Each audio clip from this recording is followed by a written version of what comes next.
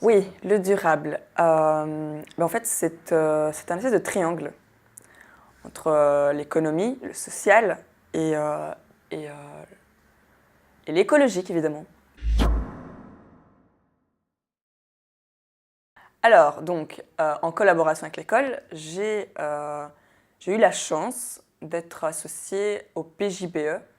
En fait, PJBE qui a été créé par Good Planet et qui est un mouvement qui pousse les jeunes à être actifs écologiquement. J'ai trouvé ça assez durable d'une manière parce que ça mettait en mouvement les jeunes, donc ça les sensibilisait à l'écologie, au fait de s'investir dedans, donc ça leur amenait une certaine satisfaction parce qu'ils aimaient faire ça. Moi personnellement j'ai adoré faire ça. Alors au sein de l'école, je n'ai juste rien eu du tout, rien du tout. Donc à part les deux trois affiches durant 6 ans, je n'ai rien vu de concret. Et même au niveau de la sensibilisation, je dirais. Donc, pas satisfait du tout par rapport à ça. J'ai un quartier assez actif, du coup, je suis baignée dedans grâce au projet PJPE, Good Planet. J'ai des potagers dans mon quartier à 1 rue de chez moi. J'ai des potagers, des composts, donc tous les gens du quartier peuvent venir déposer leurs déchets. Euh, comment on appelle ça? Déchets recyclables, oui, mais organiques, voilà, alors, déchets organiques. Et donc, ça permet d'avoir moins de déchets, donc moins de CO2, de recycler euh, et, euh, et d'avoir une certaine satisfaction de se dire je prends l'air, je vais déposer mes déchets et je rencontre aussi peut-être des gens du quartier qui font la même chose que moi en fait.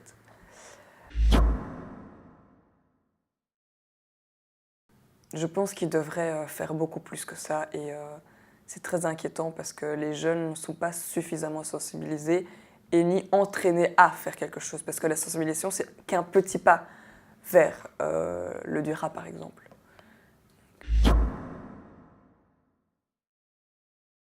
Dans la vie de tous les jours, une éducation durable. Alors c'est l'éducation que je porte, que je suis et que j'aimerais porter à mes enfants plus tard, c'est-à-dire euh, toujours avoir ce lien avec l'enfant déjà au niveau social, c'est-à-dire lui expliquer les choses, lui montrer les choses, lui faire découvrir les choses par lui-même. Donc rien que le potager du quartier, aller lui mettre les mains dedans, qu'il soit baigné dedans, qu'il voit un peu ce que c'est, qu'il aille cueillir lui-même les fruits et les légumes qui sont à sa portée. Et du coup, donc ça c'est écologique parce qu'il ne va pas acheter au magasin les légumes et les fruits qu'il a besoin et qui viennent d'Afrique par exemple ou d'Amérique. Donc ça c'est un point. Et l'autre point, c'est continuer à aider les gens, les autres. Donc c'est plus dans l'aide. Et je pense que c'est une manière d'être durable.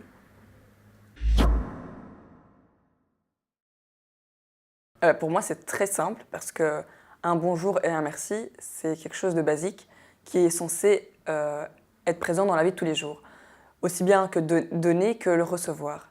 Donc si moi maintenant je ramasse des déchets dans la rue et que quelqu'un me dit merci, moi je me rends très bien compte pourquoi je le fais. Mais ce qui est bénéfique pour moi, c'est pas le merci. Je n'ai pas besoin d'être valorisée pour ça parce que je le fais déjà. C'est le fait qu'il se rend compte que je fais quelque chose de bien pour la planète, quelque chose de bien pour l'écologie et que c'est quelque chose de bien pour moi aussi finalement. Et donc, le valoriser en lui disant merci, rien que d'y penser, c'est déjà un premier pas pour le changement et l'avancement du durable. Le fait de prendre les transports en commun, le vélo, marcher, essayer de valoriser les produits locaux, les produits plus bio, c'est déjà valorisant pour moi. que quelqu'un me dise merci pour ça, ça ne me fera pas beaucoup d'effet, parce que je suis déjà très valorisée par moi-même, mais que quelqu'un se rende compte pourquoi je le fais, alors je serai valorisée de ce point de vue-là, parce que ça aura été bénéfique pour lui.